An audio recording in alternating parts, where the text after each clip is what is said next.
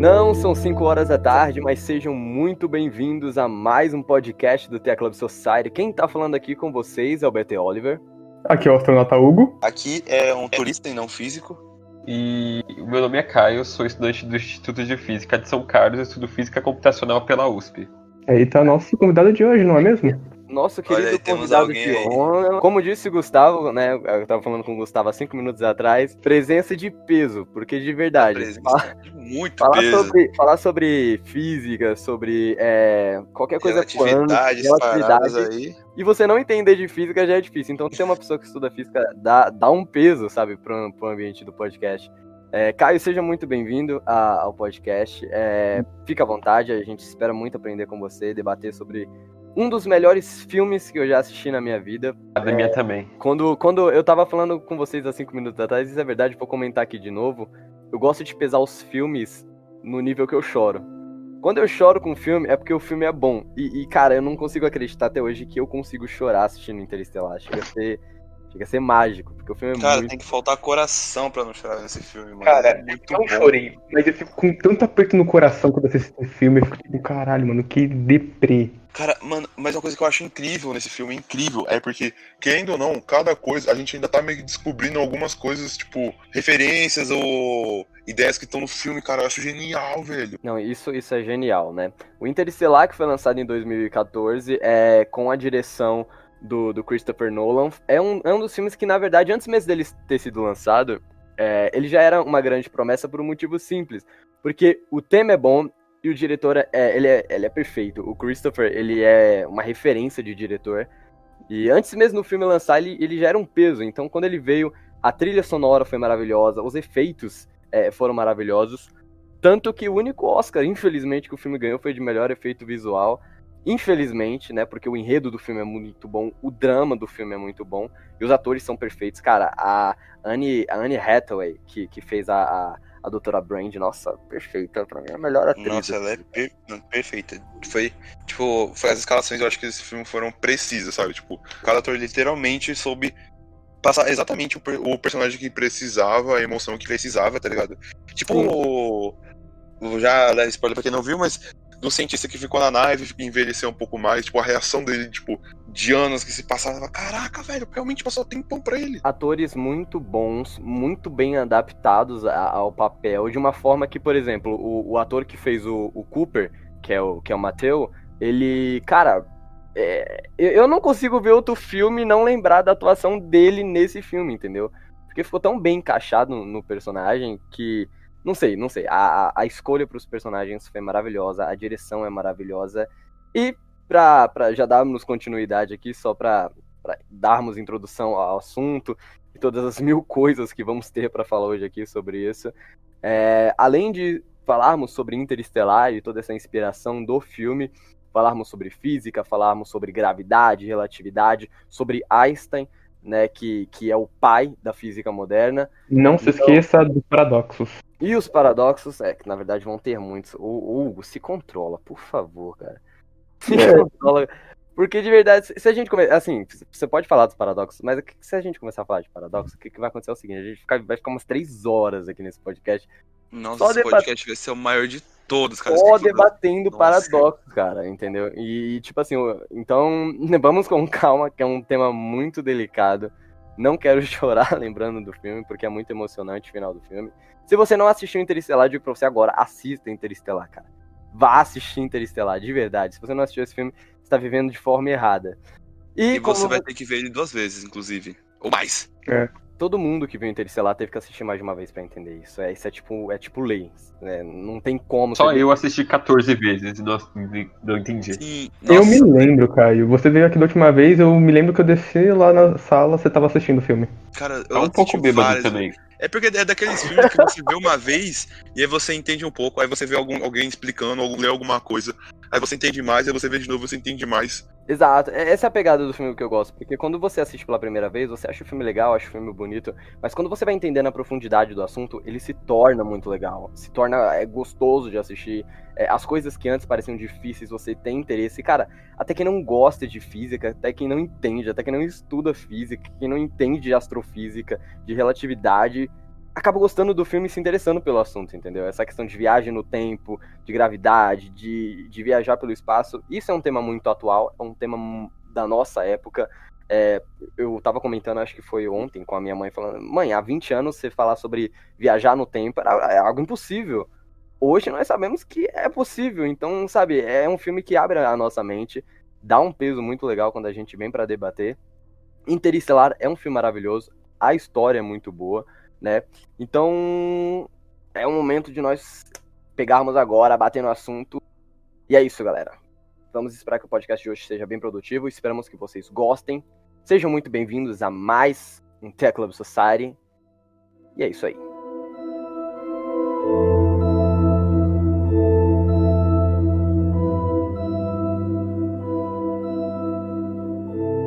Nossa, você falou sobre até quem não gosta de física, quem não entende de física, essas coisas todas gostam do filme.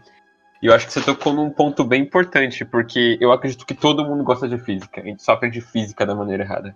Na maior parte do tempo a gente aprende tudo da maneira errada. Física é basicamente o comportamento do seu universo, é como as coisas funcionam, como o mundo onde você vive, onde você ama, onde você sente, funciona. E se você não gostar disso, você não gosta da vida em si. Então eu acho que a maneira como a gente aprende física é errada, porque física é sim muito legal, não é só um bocado de número. Física é a própria natureza, é o comportamento dela. E isso é bem legal. Cara, Não, genial. Por que a gente não. Por que a gente. A gente tem que chamar ele mais vezes, mano, porque agora eu tô inspirado depois dessa frase. Eu Eu tenho que puxar a sardinha pra ciência, gente. Não, você é louco. Não, eu também puxo muito, só que, tipo assim, eu puxo pro meu lado da ciência, tá ligado? Quando a pessoa te fala, por exemplo, você deu o exemplo da física, que eu achei sensacional essa sua explicação. Eu depois pegar esse textinho, vou fazer uma montagem e vou colocar o seu nome embaixo, sabe? Porque ficou perfeito essa frase. Por exemplo, tem gente que fala assim, eu não gosto de história. Eu estudo licenciatura em história. E aí eu bato na mesma tecla e falo, cara, você não gostar de história é você não gostar da sua vida, é você não gostar do que remonta o que você é. Então, essa explicação que você deu agora é genial, porque assim, a maior parte das pessoas hoje em dia, ela tá tão presa naquele mundo dela, do que ela acredita, do que ela gosta, que quando fala sobre física, por exemplo, a pessoa ela só imagina um monte de números, um monte de cálculos, um monte de matemática envolvida. E para quem, por exemplo, pelo menos não é do meio de exatas, isso acaba sendo um pouco desgastante, frustrante para ela querer se interessar. Mas aí vem uma explicação dessa e aí ela molda sua mente e você compreende a física com esses outros olhos, com a realidade do que ela é, da vida e de todo o universo que a compõe. E tipo assim, eu dei o exemplo quando eu comentei, a pessoa não gosta de física com essa relação de números. Mas quando eu compreendi que era muito mais além disso, cara, eu sou totalmente de humanas. Totalmente de humanas. E eu tenho intenções de estudar física, porque eu acho sensacional, mesmo que não seja da minha área, mas por questão de curiosidade. E essa explicação que você deu agora foi sensacional, cara. A física, ela é maravilhosa. Eu não tenho palavras para descrever. Desculpa. Obrigado. Eu puxo sardinha pra minha ciência, é sim a melhor ciência. Não importa o que as outras falem. E você falou de fazer física, eu apoio. Eu também queria fazer história antes de eu entrar pra física, acho uma matéria super importante e como você disse, remonta toda a nossa história, a nossa sociedade, a nossa estrutura, as nossas heranças, e entender o passado é essencial para você compreender o presente e Claro. tentar entender o futuro. Sim, sim. E nesse caso, você dizendo da física, como você pelo menos é estudante, eu quero fazer aqui essa pergunta, só pra gente dar uma outra introdução.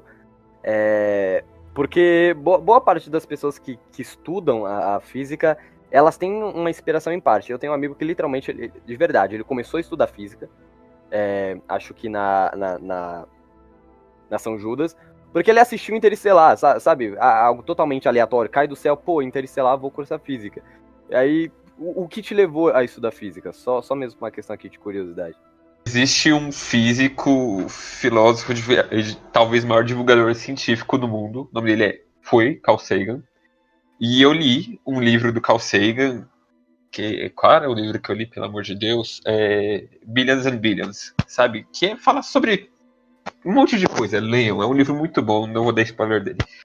E ele me inspirou muito, eu comecei a pesquisar cada vez mais. Eu descobri a série Cosmos, a original, que o Carl Sagan apresenta.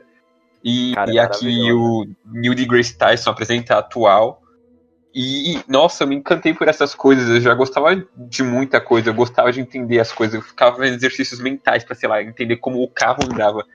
E aí, no ensino médio, eu percebi que talvez ciência da computação não fosse pra mim, apesar de eu já fazer informática e gostar disso. E que eu queria entender mais do mundo, como todas as coisas funcionam, e que isso era mais recompensador, mesmo que talvez não fosse ganhar bem, nada do tipo. Vivia mais a pena valer uma vida em busca desse conhecimento, uma coisa que me satisfizesse, do que viver à base de dinheiro. E então eu fui para a ciência, que é essa coisa maravilhosa e cruel. Quando a gente hoje, pelo menos na sociedade, tem muito desse complexo, né? As pessoas, elas querem muito uma profissão que dê dinheiro, que dê grana. E isso, pelo menos das famílias mais tradicionais, pesa muito, né? Por exemplo, a minha mãe, pelo menos ela queria que eu fosse um advogado, coisa do tipo. No dia que eu cheguei, eu falei, mãe, eu quero ser professor de história. Sabe? Não teve aquele olhar, tipo, meu Deus, que orgulho, porque não era o que queria. Mas é uma ciência que eu sou apaixonado desde criança. História pra mim é o que eu respiro, é minha vida, tudo pra mim é história. Eu vivo e respiro história. E você escolher a ciência, como você tá falando que o Carl Sagan, ele te deu esse peso, essa influência pra você estudar a física, mesmo que não ganhasse bem e tudo mais, isso é muito legal, isso é muito legal. Eu admiro muitas pessoas que elas abraçam a ciência pra viver a partir da ciência, porque, assim, existem vários ramos, né, vamos ser francos. Hoje a ciência, pelo menos, principalmente o lado da física, ela é uma constante evolução e ainda um grande mistério em algumas áreas. Então, dá sim pra ser uma carreira um tanto promissora, diferente de outras ciências, né. Então, de verdade, se você tá me indicando a estudar física, sim, eu irei estudar física com todo orgulho e motivação do mundo. Parabéns. Eu já tenho todo o meu respeito e admiração. Só uma coisa a acrescentar, esse senhor aí chamado Caio, ele quis muito me influenciar a ir física. Até hoje você me influencia, não é mesmo? Queria que você fizesse matemática, Hugo. Eu quero ir pra mecatrônica, não é mesmo? Matemática é mais legal. Mas não vamos entrar em méritos, porque sabemos que matemática é mais legal. Ok, então, deixa com o Rafael.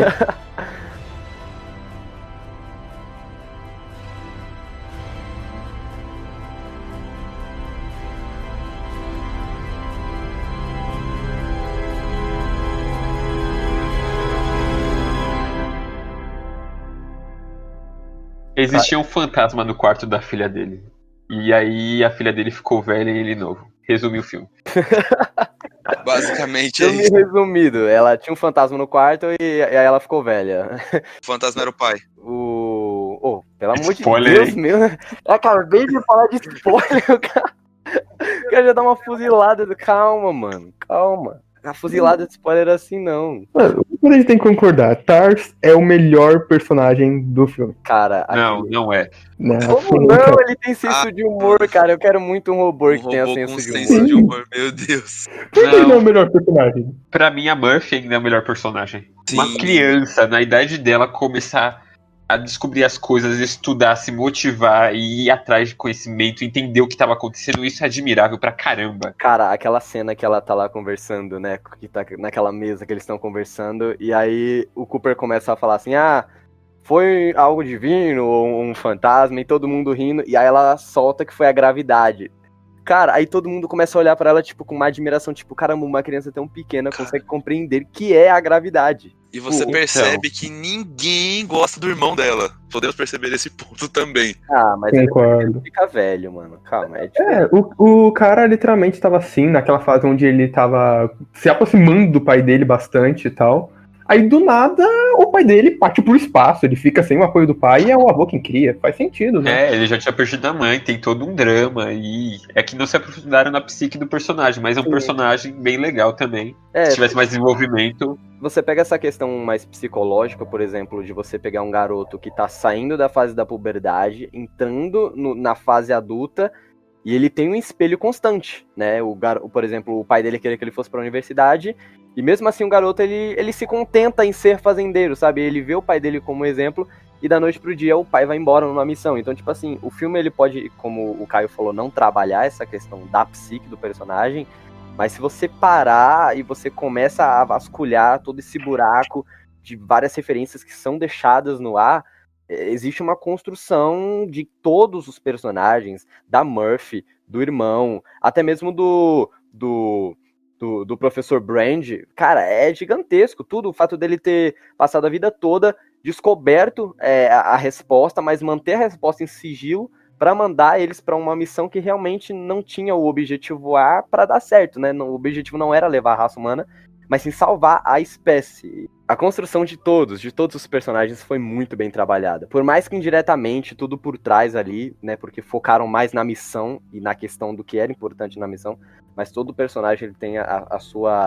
o seu desenvolver, o seu desenrolar dentro da história é magnífico. O filme é perfeito, cara. Mano, você comentou sobre essa coisa aí do plano A nunca ter funcionado. Mas tecnicamente, no final de tudo mesmo, de todo o prosseguir do filme, aparece aquilo. E a gente descobre tudo aquilo. Aí também você pode analisar que entra, finalmente, que eu comentei anteriormente, um paradoxo. Que qual era mesmo lá do Bootstrap, que você falou. Isso, paradoxo de Bootstrap. Paradoxos. Pior coisa que existe, paradoxos. Corta eles, Hugo. Velho, isso daí vai te deixar numa pira astronômica, literalmente. Velho, eu já perdi noite sem dormir por conta disso, cara. Mano, isso mexe com o psicológico fudido, cara. O pior é que eu aceito facilmente eles só de dar uma pesquisa na internet e entender como eles funcionam. Mas, mano, aí já entra uma coisa sobre o fato de que eles, né, como eles sempre referem, o povo lá que tá ajudando eles, que são eles mesmos no futuro.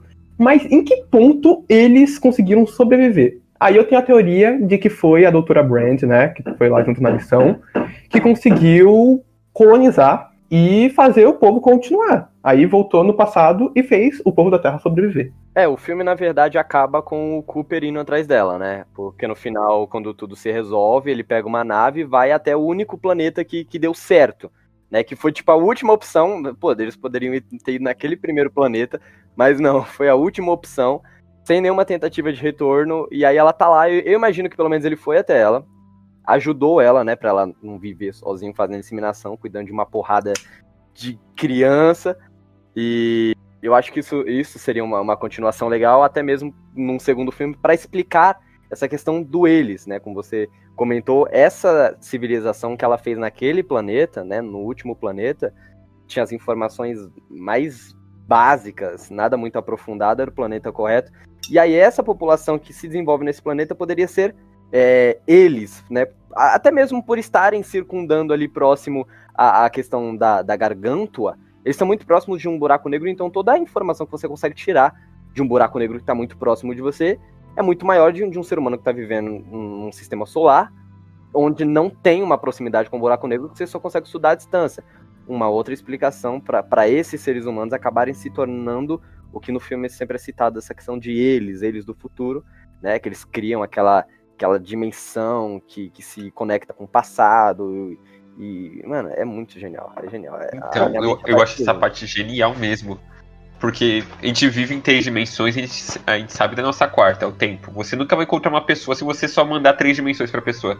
Sim. Tipo, não, me encontra no shopping SP Marketing às 14 horas. Você precisa do dado de tempo às 14 horas. Senão, você pode ir em qualquer horário e não é garantido que você vai encontrar a pessoa lá. Você precisa do tempo, que é a nossa quarta dimensão, pra conseguir se localizar.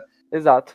E aí eles criaram um espaço em 5 dimensões, onde você tecnicamente consegue ver o tempo de cima. O tempo é uma dimensão como se fosse a largura ou a altura pra gente. Tanto que isso mostra no final do filme, na cena lá do Cooper, vendo o quarto da filha dele. Sim. Exato. Tem aquela cena que eles estão dentro da nave conversando, né? Depois daquela missão meio suicida, quando eles entram no planeta de Miller. Que aí ele conversa com ela. Não tem como a gente voltar num buraco negro, falar com eles e tentar recuperar alguns anos. E aí ela comenta, para eles, o tempo é como se fosse uma montanha, que você pode subir ou descer, você pode ir e voltar. Entende? Então, tipo assim, é uma civilização que ela tá tão avançada que o tempo é algo que, tipo, eles brincam e mexem como se fosse um cubo mágico, entendeu? Mano, desculpa puxar essa coisa do paradoxo de novo, mas aí também entra uma parte do paradoxo do avô. Pelo simples fato de que o buraco de minhoca que foi encontrado em Saturno, né, se eu me lembro bem, foi criado por eles. Mas, tecnicamente, como eles já estavam lá e, ao mesmo tempo, estavam na Terra para poder criar o buraco de minhoca, sacou? É aquela questão de, tipo... como se aquilo sempre acontecesse. Sabe, do exemplo. Não sei se você já ouviu falar daquele exemplo da máquina do tempo. É o paradoxo de Bootstrap. É exatamente o paradoxo de Bootstrap. De tipo, a máquina do tempo ou vamos dizer que o Gabriel, ele criou uma máquina do tempo. Mas aí, na verdade, o Gabriel do futuro volta pra ele e dá todas as instruções que eu tinha recebido pra fazer. Aí entra aquele paradoxo. Eu criei a máquina do tempo ou ela sempre existiu? Aí você acaba caindo nesse paradoxo. Cara, uma coisa, eu imagino muito que a máquina talvez sempre existiu. Tipo, sabe a questão de da linha do tempo ela não ser algo palpável, por exemplo.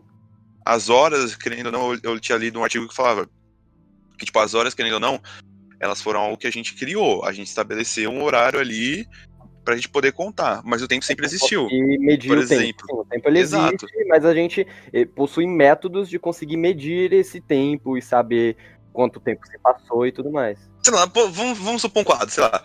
É algo que já existia. Só que, tipo, o que a gente vê hoje em dia são milhões de anos-luz. Só que, na verdade, aquilo já não existe mais. Tipo, em 2020, na data de hoje, aquilo não existe mais. A gente literalmente olha no passado a milhões de anos-luz. Só que a gente não consegue acompanhar o tempo a milhões de anos-luz. A gente só consegue medir, tipo, viajar no tempo a cada um segundo. Então, não é uma questão de a gente viajar no tempo. É a questão da luz viajar no espaço. A luz tem uma velocidade limitada. O tempo, até onde a gente sabe, não. O tempo é uma dimensão diferente das nossas 3 dimensões, onde a gente mede a velocidade da luz. E como a velocidade da luz é uma constante, segundo Einstein, ela demora determinado tempo para sair de um ponto A e chegar no ponto B. Então, por exemplo, Alpha Centauri está a 4,6 anos-luz daqui. Então, toda vez que a gente olha para Alpha Centauri, a gente está vendo 4,6 anos-luz no passado, que foi quando a luz saiu de lá e chegou aqui. Foi o tempo que a luz demorou para chegar aqui.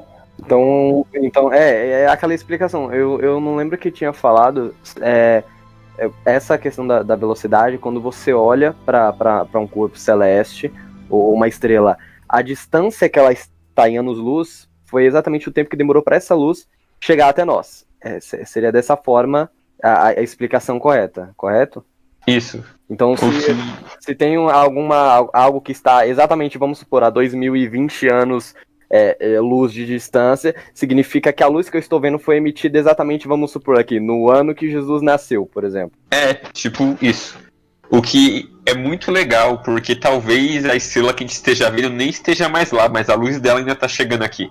É provável que, tipo, a gente ainda vai ver uma estrela que explodiu há tantos milhões de anos atrás, e a gente nem sabe que ela explodiu, e só vamos saber exatamente os milhões de anos depois, por conta dessa demora do tempo para a luz percorrer do ponto A até o ponto B. Podemos dizer que as pessoas do futuro não vão ter signo.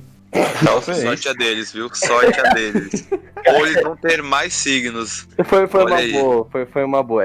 Achei uma referência legal. Uma referência muito boa. Então. Caraca, imagina o Cavaleiro dos Zodíacos deles. Nossa, não vai ter nada. Isso é genial. Não é possível, mano. Tem um exemplozinho sobre esse negócio da luz, que provavelmente todo mundo já viu, aquela coisa tipo, se alienígenas estivessem vendo o planeta Terra da galáxia de Andrômeda, eles provavelmente estariam vendo os dinossauros na Terra. Eles pensariam que nós não somos uma espécie evoluída o suficiente, porque Andrômeda tá tipo 60 milhões de anos-luz daqui, e eles estão vendo 60 milhões de anos atrás. Puta que... Eles estão vendo dinossauros ainda. Mano, então quer dizer que isso poderia ser uma explicação pelo qual até o momento de agora nós não conseguimos conhecer nenhum tipo de outra civilização, porque se elas realmente são evoluídas o suficiente para olhar para o nosso planeta, dependendo da distância, eles ainda estão vendo um mundo caótico e prematuro, vamos dizer assim? Então, mas isso só acontece se eles estiverem tipo em Andrômeda, dependendo de onde eles estão, o que eles estão vendo é diferente. E tem todo esse problema, porque o universo é muito grande, as distâncias são gigantescas, assim. E a escala temporal da nossa espécie é muito rasa, em comparação ao que a gente precisaria para poder estudar mais a fundo e ver coisas. E a nossa tecnologia é muito limitada. Então, fazer uma pergunta pra você, Caio. Essa pergunta que eu vou fazer, eu já ouvi um professor falar, mas ele era professor de história, eu não dei muita trela pro que ele falou. Não é que eu não dei trela, eu não dei muito aval pro cara. Ele chegou e falou que estudando e tudo mais, eu falei, estudando. Aí ele comentou, eu não cheguei a pesquisar a fundo, mas ele disse que a nossa galáxia e onde a Via Láctea ela se encontra no momento é muito próximo da onde estaria no raio da explosão do Big Bang. Então, tipo, nós ainda somos muito novos, obviamente, em relação a toda a vida do universo. Poderia existir galáxias muito mais distantes, tipo, desse ponto onde nós estamos, que seria próximo, onde ainda está ocorrendo a expansão do Big Bang. Então poderia ter outras galáxias muito mais distantes, que surgiram muito, bilhões e bilhões de anos antes da gente, com civilizações muito mais avançadas, e realmente é verídico que nós estamos assim, nessa proximidade da onde ainda ocorre hoje o raio da explosão do Big Bang, da expansão do universo. Então, rapaz, isso eu não sabia até agora, não sei se é verdade. Mas acontece que o universo inteiro está se expandindo. Sim. Acho que Hubble descobriu isso. É por isso que as estrelas tendem a puxar pro vermelho. E quanto mais pro vermelho, mais infravermelho as coisas ficam, até elas ficarem invisíveis.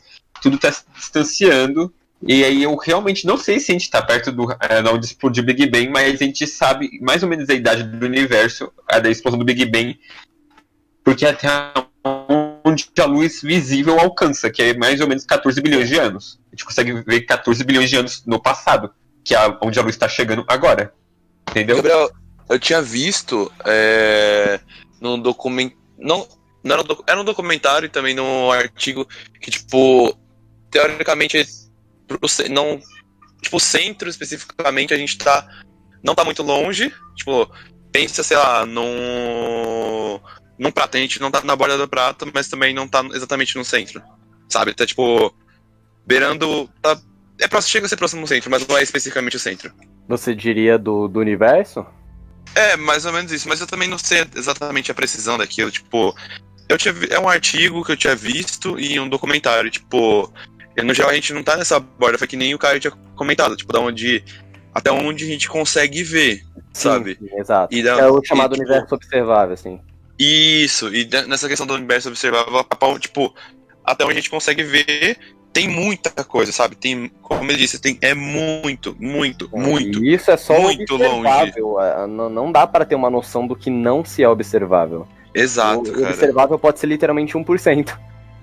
Não tem como saber o que está além do nosso campo de visão.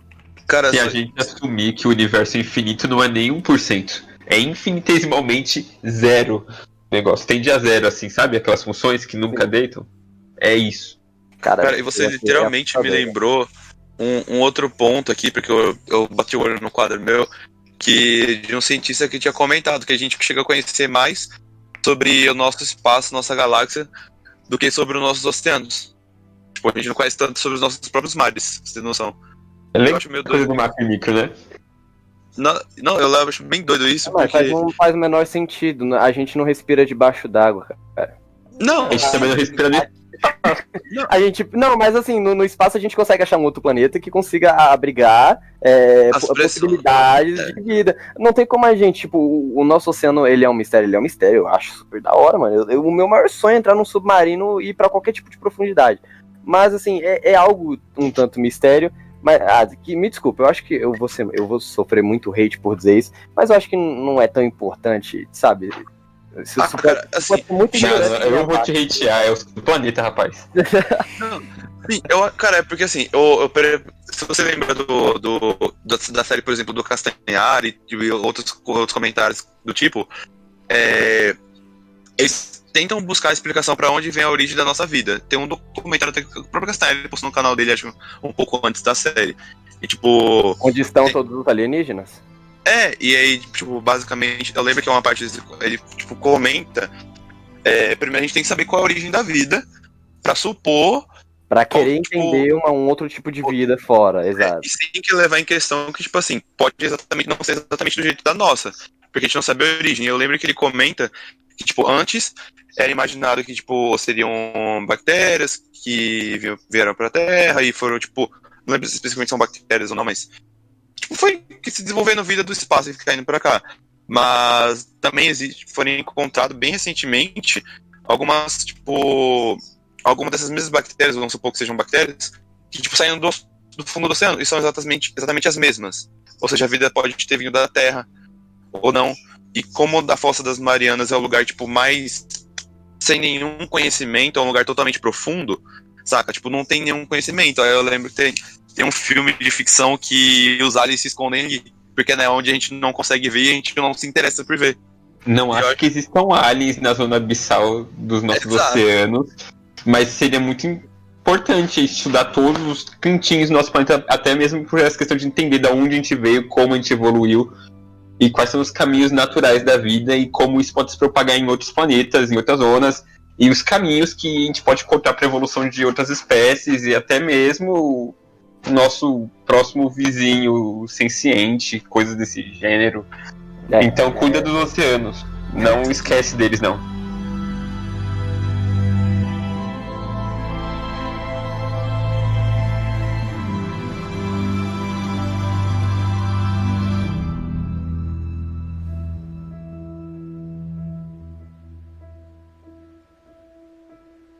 Cara, e voltando pro tópico do filme, a gente tinha comentado. Posso dar spoiler, Gabriel? Tá bom, Gustavo, vai. Gente, a partir de agora, se você não viu Interestelar, faz o seguinte, pausa o podcast, baixa o filme ou entra, acho que não tem na Netflix, mas entra aqui, sei lá, velho, se vira, vê o filme. Você tá em 2020, tu não viu Interestelar, vê o filme, aí depois tu volta aqui. Cara, tem internet, você arranja seus meios de ver qualquer filme, se você quiser. Se você não viu o filme e também não se importa com spoiler, vamos lá, Gustavo.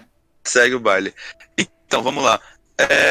Basicamente, pra quem não viu o filme, existem, e vai estar a par dos spoilers, existiam basicamente dois planos, quando o Cooper, ele conseguiu entrar em contato com a NASA, se é assim que eu posso dizer. Ele foi lá Exato, e como o Gabriel disse, o objetivo geral desses planos era a sobrevivência da raça humana. Não especificamente das pessoas, mas da raça humana. Da raça humana, sim. E aí, basicamente, pra quem não viu, filmes humanos, deu tudo errado e os humanos foram pra outras colônias. Basicamente, humanos artificiais, não artificiais, né, mas que estavam ali, tipo... Incubadoras. Exato, incubadoras. Porque, bom, existiam dois planos. O primeiro plano era de que o Cooper e os outros astronautas que estavam junto dele fossem buscar, junto com eles, que foram até aquele momento do filme, nesse começo, eles achavam que era apenas uma raça consciente, super avançada tecnologicamente, que podia avançar pelas dimensões, através de um buraco de minhoca e poder contatar a gente. Certo. A partir disso, eles tinham esse plano de que procurar eles e encontrar o meio, porque o que acontecia? Calma, pera. O objetivo da missão, eles já sabiam. Sim, por conta que, tipo assim, durante vários anos eles já estavam lançando sondas. E aí eles precisavam saber o planeta que era habitável para levar a raça humana, com a promessa de que quando eles voltassem, o doutor ia ter descoberto a fórmula lá da gravidade, ia conseguir levar todo mundo que estava na Terra para esse planeta. Tava fazendo aquela base lá, que era tipo uma centrífuga, e ela ia sair, e aquela base ia pegar uma quantidade de seres humanos e levar para fora. E aí eles só tinham, na verdade, possibilidade de visitar 3 planetas, né? E aí, dentre esses planetas, eles tinham algumas tentativas, ó. Um a gente pode ir, mas vai perder muito tempo, o outro dá pra ir. E se a gente fazer a tentativa dos 3, o outro não tem resposta nenhuma. E o outro, né, que era o daquele personagem maldito. Exato. Nossa, eu odeio aquele cara. Perdido em Marte. Cara, um puta de um covarde. Cara, eu juro que a primeira vez que eu vi aquele filme, eu tinha assistido primeiro o Perdido em Marte antes de assistir Interstellar. E tipo, eu falei, caraca, o que o cara de Perdido em Marte veio fazer nesse planeta? O cara tá muito perdido. O cara realmente tá muito perdido.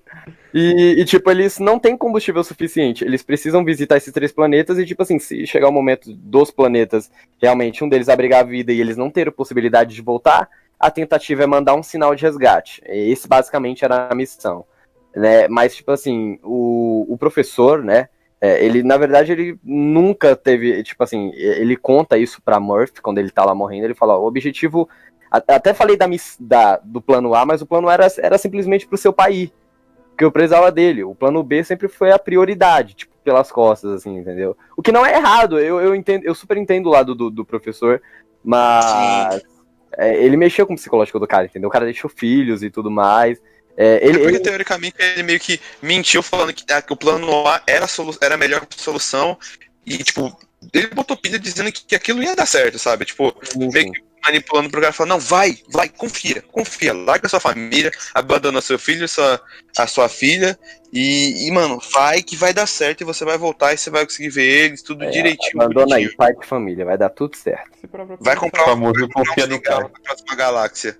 Se parar pra pensar, o doutor, se não fosse mesmo por ele ter convencido o Cooper, nada disso teria acontecido, não teriam Nada disso, porque, primeiro, eu vou falar, se o Cooper não tivesse lá, eles teriam morrido no primeiro momento que eles desceram no planeta de Miller. Sim. Sabe aquela questão que eles comentam o tempo todo no filme, que o amor é a única coisa que transcende o espaço e o tempo? A gente já pode até entender que a doutora, ela ama o Dr. Ben e tudo mais. Porém, tipo assim, não é um amor de pai pra filho. O senso de sobrevivência e de ter que sobreviver naquele planeta do Cooper é algo que, tipo assim, além de ser amor, é uma questão muito instintiva. Tanto que quando eles descem no planeta de Miller e o tempo tá passando, eles estão naquela pilha de tipo, cara, vamos que o tempo tá passando. E quando ele percebe que eles estão se distanciando, toda hora ele tá falando, volta pra cá. E a montanha, tipo, a montanha. A onda. A onda não tinha nem levantado ainda naquela proporção. Então, tipo assim, eles teriam morrido no primeiro momento, entendeu? Tudo bem, tem aquela questão que é a história do protagonismo, mas é a história do filme. Eu não vou apelar aqui pro protagonismo, por conta que realmente o Cooper, ele é a pedra angular de todo o filme. Tudo aconteceu por conta dele e teve que ser assim porque a história é assim. Sim, não, basicamente, eu lembro que tem algumas outras obras de ficção no geral que levam essa questão de, tipo assim, o protagonista X, tipo, pode existir diversas linhas do tempo, linhas temporais, universos paralelos, mas querendo ou não, aquilo tudo se baseia em, tipo, se a vida dele for diferente, as coisas são diferentes. Eu lembro que eu tinha lido um quadrinho da DC recente que era sobre isso, tipo, o Superman, basicamente, como é a maior imagem da DC, querendo ou não, ele é o maior símbolo. Então, quando alguma coisa na origem do Superman muda, todo o universo da DC muda e vira um universo paralelo. E basicamente com o Cooper, se ele não tivesse realmente... Tudo que aconteceu no filme, no geral, não tivesse acontecido com ele, basicamente o filme não existiria. Se o sabe? Cooper não tivesse seria outro universo. Se o Cooper não tivesse participado da missão, a raça humana teria sido extinta. Tipo aquela questão de, sabe, outra coisa dos paradoxos, que eu tenho que voltar aqui pra dar uma explicação sobre viável. Eu não consigo deixar o paradoxo de lado. Ele não consegue, cara, ele não deixa o paradoxo de lado. Já que os paradoxos estão sempre ocorrendo, e tem o paradoxo do avô que ocorre no meio disso tudo, eu chego a acreditar sobre os múltiplos caminhos e universos, linhas temporais possíveis. Uma em que o Dr. Brand realmente consegue achar a fórmula para poder aplicar essa coisa da gravidade. Disso, ele consegue salvar a raça humana e dessa forma pensar assim, e se eu falhar? E se em algum momento, em outra realidade alternativa, já que eles também descobriram como funciona a linha temporal e essas coisas e tudo mais, eu falhar, então vou mandar para outro universo e já ajudar eles. E foi se criando assim, possivelmente, a linha temporal que eles vivem atualmente. Genial. Então, você citou uma coisa muito legal, o e se. Assim, até onde eu estudei várias coisas, eu gosto daquela parada de toda vez que você toma uma decisão, você se separa em dois caminhos, o que você fez e o que você não fez. É que a gente tá no que a gente decidiu, e daí é isso que a gente observa. Mas e se a gente tivesse feito de uma maneira diferente? Como as coisas iam acontecer? E eu acredito que toda vez que se toma uma decisão, tipo, não, ele ir ou não ir, ele, sei lá, ter freado a nave com combustível, com os propulsores, ou usar a atmosfera, ou o doutor ter conseguido ou não ter conseguido, sabe? Cada decisão influencia e cria uma linha temporal. E cada linha temporal desenvolve uma história de acordo com os negócios. Então toda vez que tomou uma decisão naquele filme, toda vez que o doutor tomou uma decisão, toda vez que qualquer personagem tomou uma decisão impactante, ele separou a linha temporal dele em duas. Uma onde ele fez e uma onde ele não fez. A que ele fez é a que a gente viu no filme, a que ele não fez a gente não sabe o que aconteceu. Só Deus sabe, e Deus está morto, segundo Ou o Nietzsche. roteirista. Cara, sobre essa questão de ele não fazer, eu penso o seguinte, quando eu começo a pensar nesse lado, tipo, se ele tivesse feito assim, se ele tivesse feito naquilo, aí eu começo a ficar muito travado. Então, aí eu paro, eu já travo, pelo menos eu sou assim. Isso gera vários paradoxos e tudo mais. Porém, eu gosto de focar na história do filme, do jeito que aconteceu, da Murphy ter descoberto a gravidade, dela estar o tempo todo ali do lado do professor, e depois ter sido ela, né, a pegar toda a questão da gravidade, conseguir tirar. Sabe por que é engraçado? Porque o professor ele fala que ele tinha descoberto. Só que aí depois a Murphy apaga tudo, refaz, e tipo assim, por mais que tipo, o pai dela tava lá no espaço, a civilização humana realmente saiu da Terra, não por conta da missão da Endurance. O povo da Terra saiu da Terra por conta da Murphy. De certa forma, ela é a verdadeira protagonista do início ao fim. Indiretamente. Na verdade, ela meio que tá ligado? Ela foi a salvadora da humanidade, exato. Sim, ela passa em duas visões. Mano, um exemplo que eu consigo lembrar disso agora, sei lá, veio na minha cabeça, tipo, Dragon Ball. A gente começa acompanhando a história do Goku e tem o Gohan ali do lado. Mas de repente o Gohan, ele pega o protagonismo pra ele. E ele que salva as coisas. Foi tipo o caso da Murphy, tipo.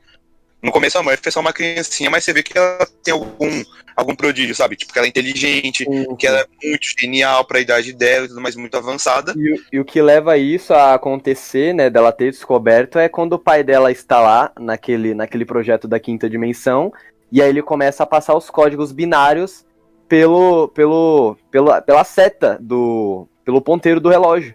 Né? E aí ele começa a passar, e a partir daquela informação que ele passa para ela através da quinta dimensão, influenciando em algo físico no passado, ela consegue finalizar a equação da gravidade e consegue tirar o povo da Terra. Então, tipo, teve um empurrãozinho do pai dela no cu do mundo da madrugada, do espaço, lá no cu da desgraça do mundo. Literalmente, no cu do universo, um buraco negro. Enviando uma mensagem, código binário, num relógio, e ela consegue, a partir desse código, desvendar o que faltava para a equação da gravidade, e ela consegue tirar o povo da Terra. E aí eles fazem aquela estação Cooper. E eu acredito que existam outras estações, né? Eu creio que eles fizeram. Eles citam isso, tipo. Isso, que ela tava em outra, verdade. Eles citam que ela tava em outra estação e tava sendo transferida para aquela para ver o pai. Isso cara, uma coisa que mostra que ela realmente é a protagonista é que quando o Cooper, né, o pai dela, vai lá e volta. Naquele coisa assim que ele volta lá pra Saturno e tudo mais, e volta pra aquela estação lá, pra filha vai rever ele. Ele vê lá que a estação, né, tem o nome Cooper, mas não é em homenagem a ele, que o cara fala, sim, é em homenagem à filha, a dele. Sim, a gente até pensa, por exemplo, não, aí ele fica assim, estação Cooper, ele fica com aquele sorrisinho besta, mas tipo assim, a história que sempre vai ser contada foi que ela desvendou e ela conseguiu dar uma forma de tirar o povo da Terra e criar aquela estação. Isso é o que pesa na Murphy. Então, tipo assim, nesse caso, eu gosto da Doutora Brand, por conta de toda a questão do peso que ela traz, e por ela estar naquele planeta lá todo esse tempo. Mas, tipo assim, isso aqui eu tenho que concordar com o Caio, sim. A Murphy, ela é o protagonista, ela é o personagem principal do filme, sem dúvida. Cara, você me lembrou de outra questão até, que tipo assim, imagina, vamos entrar nessa questão. Imagina se, por exemplo, como existem várias teorias sobre a linha do tempo e tudo mais, a gente tá nessa linha do tempo onde, por exemplo, o fato do Cooper ter feito aquilo, ter viajado, se comunicado, foi o que fez ela descobrir, foi o empurrãozinho, como você disse, pra ela descobrir o final da equação e tudo mais e conseguir resolver, saca? Imagina se não precisasse ser o Cooper, se de algum, tipo, independente. Você já ouviu falar daquelas questões, por exemplo, onde vai? Do paradoxo de Bootstrap básico, onde você vai e você mata seu avô, mas na verdade não era seu avô, era o irmão gêmeo do seu avô, era o tio do seu avô, ou sei lá, o universo, tipo, o tempo, ele dá um jeito na verdade, de acontecer sempre, do mesmo, tipo, de realmente acontecer. Foi o que o Caio comentou, quando você interfere em qualquer tipo de coisa, você cria uma nova linha do tempo. Então, eu tava até comentando com o Hugo, quando você, por exemplo, você voltou pro passado e você mata o seu avô. Na verdade, você não matou o seu avô da sua realidade. Naquele momento, você acabou matando um avô de uma outra realidade que possivelmente, futuramente, você não vai existir. Então, tipo assim, acaba criando duas linhas do tempo. Uma em que o seu avô foi assassinado por alguém, e uma outra que ele não foi assassinado e que você existe.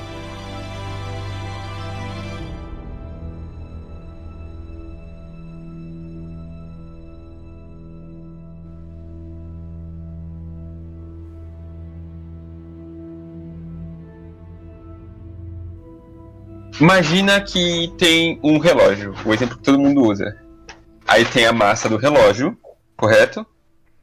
E a massa do relógio, dentro do relógio tem energia potencial, de molas que tem lá dentro, tem energia cinética, de todas as coisas que estão se mexendo, tem energia térmica, por causa do atrito das peças, e toda essa energia se manifesta em forma de peso. Então é a mesma coisa que falar que uma xícara de café quente pesa mais que uma xícara de café frio, por causa da energia que existe naquele sistema.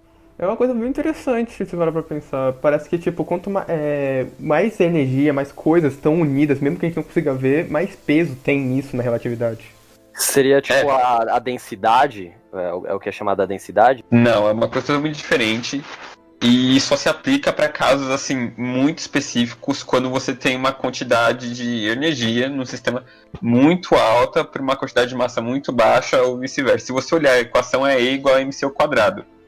Então a massa está sendo multiplicada pela velocidade da luz ao quadrado, o C é a velocidade da luz ao quadrado, o que gera uma grande quantidade de energia para uma pequena quantidade de massa. Da mesma forma, a massa é igual à energia sobre a velocidade da luz ao quadrado. Então uma grande quantidade de massa resulta em uma pequena quantidade de energia. E é mais ou menos assim que funciona a equação. Einstein fumava uma droga muito pesada, mano. Não é possível, velho, nem fudendo. Mano, eu consegui compreender, mas eu fico tipo assim, sabe? Eu não sei se você já viu, professor, acho que é Cláudio de Barros, eu não sei se vocês já ouviram qualquer coisa dele falando. Não, do cara com bril, falta. O que fala do brilho, que aí ele chega e fala assim, mas caralho, você é burro, tu não consegue entender uma bosta dessa. Imagina que o cara teve que tirar do zero. Mano, eu imagino o Einstein. Nossa, eu levo isso em questão, mano. Caralho, eu imagino ele sentando e tirando isso do zero, mano. E eu imagino quanta maconha o cara fumou. Fala, caralho, mano, não, a relatividade. Não é possível, cara, não é possível. Porque, tipo assim, você estuda, por exemplo, se você pegar Newton, é um tanto mais básico, é aquele universo estático. É um tanto mais básico. Eu acho o Newton mais genial que Einstein. Você tem noção que Newton descobriu a mecânica clássica inteira, inventou o cálculo a partir de uma maçã? Nada existe antes desse cara. Tudo que te faz hoje em dia é por causa desse cara. Einstein terminou o trabalho desse cara. Tipo assim, o Einstein ele já pega um período que ele já tem uma base gigantesca pra conseguir pegar a relatividade e falar, tá aqui, isso aqui é relatividade, baseada em tudo que nós físicos temos desde Newton. Realmente, se for levar pelas realidades dos dois, realmente Newton ele se torna mais genial por conta da época e por conta do acaso que levou isso a acontecer.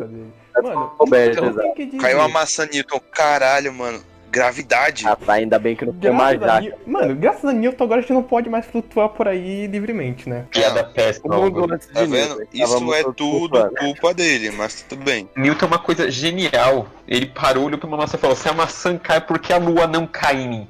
E ele descobriu a equação da gravitação, Kepler pegou isso, fez as órbitas, e é uma coisa muito fenomenal. Ele inventou o cálculo para poder desenvolver as coisas. Sabe o que é inventar cálculo? Eu já reprovei em cálculo 3 vezes. É uma coisa muito difícil. Você tirar um cálculo do zero é foda. Difícil. É muito difícil. Tipo, caralho. É genial. Mano, eu tenho que baixar o Cláudio de Barros. É muito burro, mano. É muito burro. Tipo assim, é difícil, mas tipo assim, tem pessoas que não querem aprender porque acham difícil. Mas eu tento me colocar no lugar desses físicos, mano. Porra, não é fácil, mano, você sentar na porra de uma cadeira e tirar do zero uma equação que explica o porquê que a fucking lua não cai na Terra. Mano, em pleno século XVIII, tá ligado? Isso não é real, mano, não é possível. Volta uns 2 séculos atrás, você era queimado se fizesse isso. Sim, nossa, você é louco, você não podia nem estar falando disso. Eu falar aqui hoje de viagem do tempo, relatividade, outros planetas, a Igreja Católica já tá sendo queimada agora, legal. Não, a Igreja Católica estaria olhando pra tu e dizendo, me explica isso aí, e eu vou julgar se é bruxaria ou não. Julgarei se é inocente ou se é réu do fogo do inferno. Pense em Galileu. Galileu que teve todo esse problema com a Inquisição, a Igreja Católica, essas coisas todas. Sim. O telescópio, não sei se vocês já fizeram uma observação, uma parada que eu acho muito rudimentar. Você precisa ter, tipo, muita imaginação e pensar muito logicamente para você conseguir interpretar as coisas que você enxerga. O cara chegou à conclusão de que a gente que gira em torno do Sol e existem os outros planetas e não existia mais aquela parada da Terra no centro do universo, qual é o nome? Eu não sei, é um bagulho bíblico. Foda-se. Daí ele trouxe o heliocentrismo, e aí ele falou dos planetas e das luas que giravam em torno deles, e isso é interpretando tipo luz e sombra que você consegue ver. Você consegue ver mais coisas, óbvio, é um telescópio que está apontando para Júpiter, você consegue ver Júpiter. Mas aí, como você sabe quantas luas Júpiter tem, aí você vê Júpiter contra a luz ou coisa desse gênero, e você conta assim as sombras que aparecem na superfície, as coisas todas. E a partir de dados muito rudimentares, ele inventou o heliocentrismo. É uma coisa muito fantástica. Eu me lembro que também, antes de Galileu, houve um cara que eu não me lembro o sobrenome dele, mas eu me lembro que o pronome era Bruno, que ele foi perseguido porque ele foi a primeira pessoa, assim de se dizer, que quis espalhar de forma como ato de Deus que o universo não é só aquilo que eles sabem, que é o Sol, as estrelas que eles veem assim são luzinhas pra cima. Ele imaginou o universo dele como várias outras galáxias realmente, vários outros sistemas solares. Só que, dizendo, não, Deus fez algo maior, mas eles estão ainda, a igreja naquela época acreditou, não, a gente é o centro, ele criou isso aqui só pra gente. Cara, Galileu Galilei, pra mim, quando tipo, pelo menos quando eu estudo história, tem até uma música, eu aqui citando músicas e filmes e tudo mais, mas tem uma música que, eu não sei, é até um rap, cara, eu esqueci o nome do cara que canta, que é aquele que fazia os raps de futebol, que aí chegou e disse assim, que se ele pudesse voltar ao passado, sabe, ele chegaria pra Galileu e mostraria um vídeo do homem descendo na lua e falar, cara, isso aqui partiu de uma ideia sua. E, meu, Galileu, ele é aquela pedra angular que depois pesa pra Newton e depois pesa pra Einstein e acaba pesando pra mente de físicos brilhantes como o Tesla e tantos outros, cara. Então, quando cita essas coisas, de verdade, pode até parecer um pouco ridículo, mas o meu nível de empolgação, ele chega, sabe, no máximo, assim, tem o limite da empolgação e aí tem eu, Gabriel, assim, acima. Panguando. De falar que o meu também, eu tô gostando de fazer esse podcast, eu pensei que eu não ia gostar. É sério, eu queria estar assistindo o Top Chef, aqui deitado na cama. Um jogo, Eu tava tipo, ah, meu Deus. Eu também iria querer assistir. Eu tava, porra, eu vou ter que gravar esse negócio. E eu tô gostando, porque são temas bem relevantes, são coisas que eu gosto, pra falar a verdade. Hugo, obrigado pelo convite. Não tem de que, Caio. É aquela questão, a gente geralmente fica meio desanimado pra fazer algo, mas quando a gente acaba falando daquilo que a gente gosta, do que a gente conhece, é tão prazeroso que a gente acaba gostando. Assim. O primeiro podcast eu tava falando sobre algo que eu gosto, que é sobre Tolkien.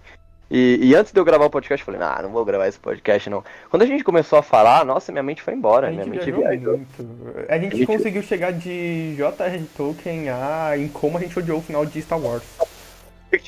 E a gente sempre voltando pra esse tópico. Não vamos falar de Star Wars hoje, gente. Hoje estamos falando de Interestelar. Vamos manter o foco em Interestelar. Não vamos hatear Star Wars aqui hoje, pelo amor de Deus. Não vamos comentar sobre a galáxia e os fãs super chatos que se rodam nela. Ok. Hugo, um detalhe, você disse que o primeiro nome dele era Bruno, na verdade o segundo nome dele é Bruno, o nome dele é Giordano Bruno, ele é matemático, poeta e filósofo, tá desculpa, eu só me lembrava dessa parte. É que eu tinha assistido Cosmos na aula de ciências, que eu assisti, aliás, 3 episódios na aula de ciências uma vez, e depois eu assisti aqui em casa. Eu só lembro dos meus professores de física, teve 2 no ensino médio que literalmente eles obrigaram, tá ligado, a gente a assistir Cosmos, falaram, vocês vão assistir. E foi nessa época do ensino médio que, tipo assim, pra mim física era só número. Aí quando eu compreendi que o bagulho era muito mais pica, que era muito mais abrangente, eu acabei gostando. Nunca foi minha área, não é minha área, mas é aquela questão, né? Você tem que ter o brio, o culhão de ir atrás, cara, e entender que a sua inteligência é o que você tem de melhor de você. Então, ela tem que pesar. E falar sobre isso é genial. Cara, você me lembrou também, porque, por exemplo, no meu ensino médio, foi o meu professor, tipo assim, eu não era o melhor em matemática, eu, tipo, sabe, dava bem, sei lá, dava um jeito de ir bem, mas física eu tinha minha dificuldade por causa dos cálculos e tudo mais. Só que quando ele começou a levar literalmente exemplos práticos pras aulas, sabe, tipo, em questão, sabe, mecânica ou coisa do tipo, eu nunca vou me esquecer dele explicando sobre resistor de chuveiro e tudo mais. Cara, Primeira coisa que eu aprendi a fazer, nossa, eu aprendi a trocar resistência de chuveiro numa aula de física, vou agradecer ao meu professor Fernando o resto da vida. Cara, genial, se não fosse por ele... Sim, cara, eu lembro que quando ele começou a explicar sobre essa questão sobre espaço e tudo mais, nossa, cara, foi que eu me apaixonei ainda mais, tipo, porque eu sempre, tipo, curte, mano, Star Wars, qualquer coisa com relação ao espaço, eu acho incrível, sabe? E quando ele começou a passar mais explicações sobre entropia e coisas do tipo, viagem temporal e tudo mais, quando ele começou a passar até cálculo de gravitação, para essas paradas do tipo, foi o que me deixou muito apaixonado. E isso, essa questão de, tipo, de eu me interessar muito pela física em si, eu saber que tem, o cálculo ele faz parte, ele fez me interessar por cálculo, e aí eu comecei a melhorar em matemática, foi, tipo, consequência. Inteligente ele, porque ele era meu professor de matemática e física. Então, eu também Legal. tive um professor de matemática e física. Não que eu fosse bem porque eu sou bom de matemática e física, mas eu tava ao meu jeito, sabe? Essa coisa que você falou que tem que ter brilho, eu não acredito nessa parada que você tem que ter brilho pra fazer uma coisa. Eu acredito que se você gostar da coisa, você corre atrás e faz. É por isso que eu incentivo qualquer um a estudar matemática, física, química, biologia. Independente se você é de exatas de humanas, pra mim isso não existe. Quando eu falo de bril, eu não tô falando, tipo, que você tem o dom pra coisa. Quando eu tô falando bril eu quero dizer, força de vontade, sabe? Tipo assim, eu sei que quando você gosta da coisa você faz, mas eu vou dar um exemplo. O professor, esse professor que eu tava citando, quando ele falou sobre isso, ele tava dizendo assim, poxa, a pessoa chega pra mim e fala que eu não entendo do bagulho. Tipo assim, poxa, eu não entendo de física. Você não entende, cara. Você não compreende física, você é burro, você nunca vai entender. Aí ele até brinca, ele fala, porra, isso me fere a alma, eu chego em casa e não vou nem fazer xixi, mano. Eu sento no PC e vou estudar aquela desgraça e vou entender. E, tipo assim, quando a gente cita Abril, é basicamente essa questão, tipo assim, mano, é a sua força de vontade de querer aprender algo novo. Mesmo que não, que não É o seu seja. tesão por isso, não é? Isso É você muito tem legal. que ter, cara. Ele até cita, tipo, pô, como eu citei há 5 segundos atrás, a sua inteligência é o que você tem de melhor. E eu não tenho nada a ver com física. Mas eu me vejo na posição de ter que aprender sobre isso, porque além de ser genial, como você citou, a física é o meio que a gente vive, é o universo que a gente vive, é a realidade em que a gente vive. E mesmo que não seja o que eu quero seguir para minha vida, a minha profissão, que também é no meio acadêmico, eu me vejo nesse brilho, nessa necessidade, nesse culhão de querer aprender sobre isso, essa sede de ir atrás e de buscar. Eu acho que as pessoas deveriam ter isso, sabe? Não só pelas coisas que elas gostam, mas acho que por tudo. Gabriel, você poderia virar professor de história do universo, cara. Olha aí. Interessante. Plantar essa sementinha na cabeça das crianças. Porque a gente Olha aprende aí, da maneira errada. incentivo. A gente aprende super errado. Física não é você decorar 500 fórmulas. Eu não consigo lembrar de nenhuma fórmula. Tem vários conceitos que eu esqueço. Muita coisa eu esqueço. É sério, eu esqueço que eu tô cozinhando. Minha namorada cansa de brigar comigo quando eu vou cozinhar porque eu encho a comida de sal, porque eu esqueci que coloquei sal. Eu esqueço muita coisa. Eu tenho déficit de atenção. É difícil pra mim fazer esse tipo de coisa. Ainda assim. Mas é por isso que eu faço questão de aprender, não decorar as coisas. Se eu entender por que, sei lá, a bola tá indo pra esquerda e quais as forças estão influenciando e todas essas coisas, e a partir disso eu, sei lá, fazer uma fórmula algébrica e começar a usar essa fórmula para finalizar um exercício, eu acho isso muito legal. Você vai na raiz de um problema, usa todos os seus conhecimentos em cima daquilo para conseguir ir refinando aquele pensamento e resolver o problema. Mas essa coisa de decorar a fórmula, você bater o olho e falar, não, aqui eu vou usar a fórmula tal. Eu acho isso muito errado. Eu acho isso absurdamente errado. Poupa trabalho, mas não é o correto. Se você não entendeu o que aquela fórmula quer dizer, o que aquela fórmula tá fazendo, você não deveria usar ela. Cara, eu concordo plenamente, porque, querendo ou não, as fórmulas elas são totalmente interligadas a. Tipo assim, eu gostava muito da física porque, por exemplo, você tinha que entender o conceito e depois tinha que entender o cálculo, mas se você entendesse o conceito, o cálculo era completamente mais fácil de você compreender. E eu lembro que durante as minhas provas, o professor falava a mesma coisa que você, cara, eu sou professor, eu tenho doutorado em física e eu não lembro todos os cálculos, eu lembro a maioria das fórmulas. Exato. As pessoas. Ninguém é máquina, cara. Ninguém vai lembrar de Sim. tudo, entendeu? Aí o que ele fazia era, tipo, ele chegava na lousa e colocava, ó, vou fazer o seguinte, pra quem estudar vai saber também derivar as fórmulas, eu vou colocar as fórmulas gerais aqui na lousa, quem estudou sabe do que eu tô falando, sabe o conteúdo, então pelo menos com as fórmulas gerais você vai saber se virar. Cara, dava pra se virar completamente, porque, tipo, você entendendo os conceitos da física em geral, o cálculo ele fica totalmente mais compreensível. Porque querendo ou não, que nem, como o Caio tinha explicado sobre. Como que é o nome desse cálculo? Perdão, Caio, a fórmula do EMC ao quadrado, não é? E igual a mc ao quadrado é a Isso. energia que é igual a massa vezes a velocidade da luz ao quadrado. Quando você entende todo o conceito por trás disso, a fórmula é totalmente compreensível pra você. Tipo, às vezes ela chega a ficar na sua cabeça, porque você fala, não, mas se o conceito é isso, isso e isso, logo, a fórmula, pra eu descobrir tal questão, eu preciso saber da fórmula. Tipo, sei lá, você quer descobrir alguma coisa em matemática, sei lá, você usa a básica regra de 3. Aquilo que você não sabe, você procura, saca? Então, a gente precisa ter essa base, ter conhecimentos, adquirir vários conhecimentos e aprender a como aplicar e como reconhecer problemas e como ir refinando pensamentos a partir disso. Assim que a gente deveria aprender, pensando. Só que o que eu vejo na maior parte das escolas, como as pessoas tentaram me passar, foi decorando e decorando e decorando e simplesmente fazendo sistematicamente alguns problemas que você bate na cara e vê, não, tem essa variável, então vou usar essa fórmula. E nossa, isso é um pecado pra mim. Eu te juro, eu prefiro não aprender do que aprender dessa maneira. Não funciona. É uma metodologia ridícula desse meio pedagógico hoje em dia, que é aquela questão de você querer socar o monte de decoreba. informação. Sim, O decoreba, mas é porque no geral, decoreba. essa questão é porque, mano, se você vai pensar, a escola, ela não tá teoricamente te preparando pra você aprender sobre coisas que você vai utilizar pra vida. Ela tá te preparando pra você fazer um vestibular e a partir daí você se vira o que você quiser. O ensino Sabe, básico tipo, pra dizer que a sociedade tá ensinando, entendeu? tipo, tá te ensinando, mas, cara, eu levo muitos outros métodos de ensino de outros países em que são muito mais práticos. Por exemplo, dos Estados Unidos,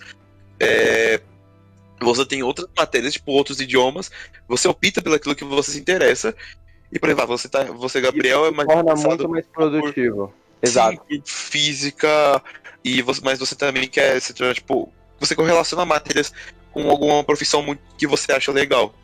E é isso que vai ser sua grade curricular na escola, é isso. Você não precisa acontece? estudar um monte de coisa O de que eu- básica se você quer virar professor de história, por exemplo. Eu sei que isso aqui tá. Importante, né? Eu sei que isso aqui tá tipo um tanto longe do assunto, mas só pra gente finalizar essa situação, e aqui eu também deixo uma crítica como futuro educador. Eu vejo muito, pelo menos assim, na nossa sociedade, que os jovens eles são extremamente desinteressados em sua maioria. Aqui eu deixo também uma crítica nesse podcast, não era nem o objetivo, mas já que o assunto entrou, uma crítica a todo o sistema educacional, ao MEC e tudo, por conta que essa questão do decoreba, de você chutar durante 9 anos de ensino fundamental, durante mais 3 ou 4 anos agora, que parece que foi aprovado, para ensino médio, as mesmas matérias, todos os anos, toda a mesma coisa, as 20 matérias que o aluno tem que socar, e você não dá a oportunidade dele ter, como eu posso dizer, autossuficiência para conseguir descobrir aquilo que ele quer, para descobrir aquilo que ele tem culhão e capacidade, para aquilo que se encaixa com ele.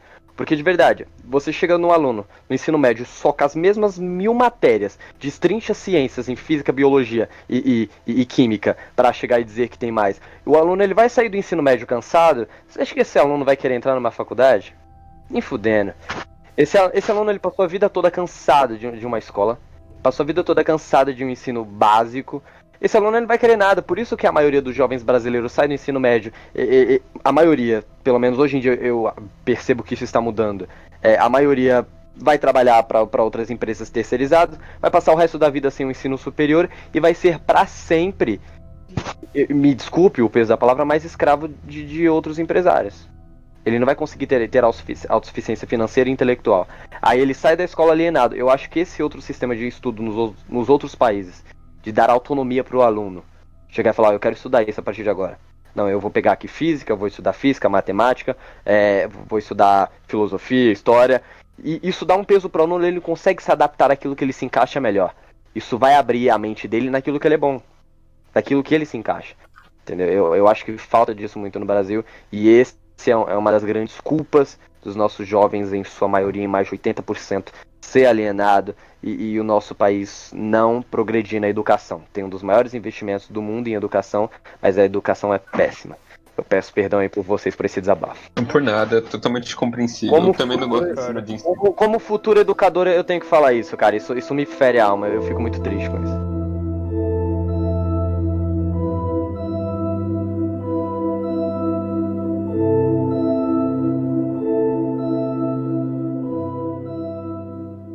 Alguém aí quer falar da relatividade? A gente fugiu um pouco do assunto. A gente Nossa, não fugiu muito. Caralho, a gente fugiu Fugiu muito. bastante do tópico. O Newton, ele dá, primeiramente, aquela visão de espaço totalmente parado, sabe? Ele não se movimenta, ele é como se fosse um... Ele até deu um exemplo, um palco, em que seus corpos celestes, eles estão ali no palco e eles se movimentam, mas o palco, ele é totalmente parado, ele é fixo, ele não se mexe. Einstein, quando ele vem com a teoria da relatividade, ele reformula isso de uma maneira sensacional. Porque as pessoas, elas têm essa visão de que a teoria não é para ser levada a sério, mas teoria científica, ela é muito importante, ela tem que ser levada muito a sério. Então, quando se fala da teoria da relatividade, não é porque ela é mentira. A teoria da relatividade, ela tem uma importância muito grande para muitos avanços.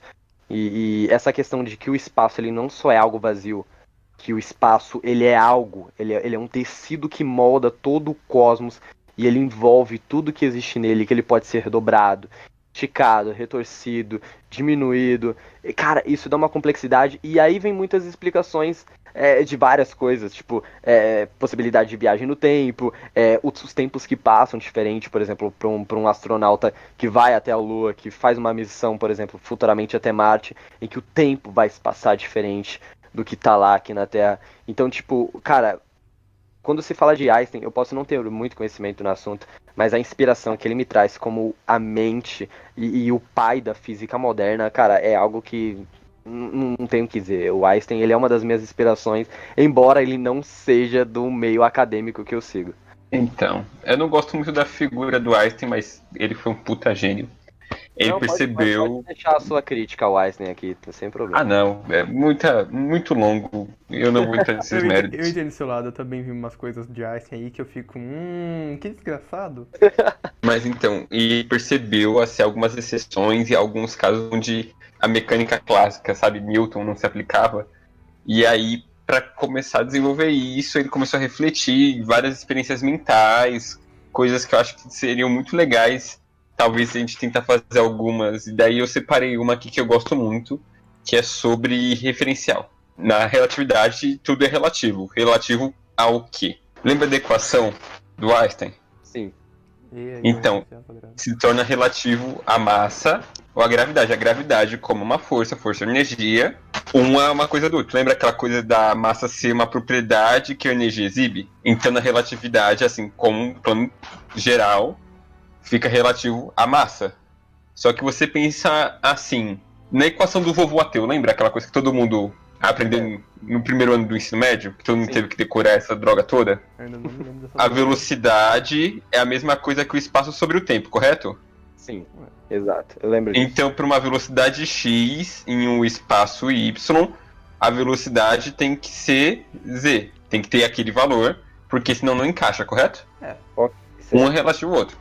Então, para isso ser isso, isso é isso. E aí, imagine o que o Einstein pensou. Falou, uau, se a velocidade da luz é uma constante, eu posso trocar a distância de algo, e aí o tempo também tem que mudar. Então, o tempo e o espaço tem que ser variáveis. E aí, lembra aquela coisa da massa, do tecido do espaço-tempo se dobrar e tudo mais? Certo. Você tem a mesma velocidade. Você tem um tempo que você atravessa aquele negócio. Se você gasta uma grande quantidade de energia, concentra muita massa naquele local, o espaço-tempo se dobra, você não mudou o tempo e você não mudou a velocidade, mas você mudou a distância. Por que isso me lembra um buraco de minhoca? Porque isso é um buraco negro, Hugo. Você aumentou a distância, você aumentou o espaço, correto? Sim. Certo. O sim. que era o plano agora é uma curva. Você tem mais espaço para passar. E aí entra um problema, porque a velocidade continua sendo a mesma, correto? Mas o espaço mudou. Então, vamos fazer uma continha básica assim, aqui. Imaginamos que a velocidade seja 2. E o espaço era 4. E o tempo era 2. 4 dividido por 2, 2. Então, a velocidade está certa, o espaço está certo e o tempo está certo. Só que aí, pensemos que a velocidade continua 2. Só que agora o espaço é 8. Por qual número, sabe, quanto tempo vai ter que colocar nessa equação para que a velocidade continue sendo 2? Então, para 8 dividido por um número x, tem que dar 2. A gente vai fazer toda aquela continha chata e você vai ver que agora o tempo é um outro também, mas a velocidade continua o mesmo, porque o espaço mudou. Aí o espaço muda e o tempo tem que mudar proporcionalmente, porque senão ele não acompanha um ao outro. E é isso que a gente chama de dilatação temporal. Acho que eu vou guardar aí. Eu acho que eu vou gravar. Eu vou baixar esse podcast pra depois utilizar na minha prova de física. Não vai adiantar, Hugo. Essa questão que você disse da dilatação, ela basicamente ela se dá principalmente devido à massa e à densidade do objeto. Na verdade, não precisa ser necessariamente um objeto massivo, até porque um buraco negro, ele não é um objeto, né? Ele é só mesmo uma distorção. Então, eu acredito no buraco negro como um objeto ultramassivo. É uma singularidade. É tipo muita massa. É como se você pegasse uma maçã e você começasse a espremer ela cada vez menor, cada vez menor, cada vez menor. Isso gera energia. Lembra da equação? Claro. Tem uma enorme quantidade de energia para uma pequena quantidade de massa. Essa massa é tão concentrada que ela chega a um ponto único, onde a energia dela é infinita. E como a energia dela é infinita, a massa é infinita, essas coisas todas. Blá, blá, blá, blá, blá, blá, blá. A gravidade é infinita, cai para sempre o bagulho. E a distorção que causa no espaço-tempo, que é o nosso plano, nosso universo, é gigantesca. E aí, é por isso que a luz não escapa, porque a luz faz um caminho só de ida para dentro desse buraco. Ela continua caindo infinitamente ali. Como a densidade ela causa aquela eu vou usar o termo curvatura tão forte por conta dessa quantidade extensa de força e de energia, que aí entra aquela frase famosa que nem mesmo a luz escapa, porque ela acaba... Não que ela acaba sendo sugada. Na verdade, ela acaba sendo sugada. Mas ela acaba entrando nessa direção, dessa distorção do buraco, devido a toda essa força e essa pressão que é exercida por essa singularidade.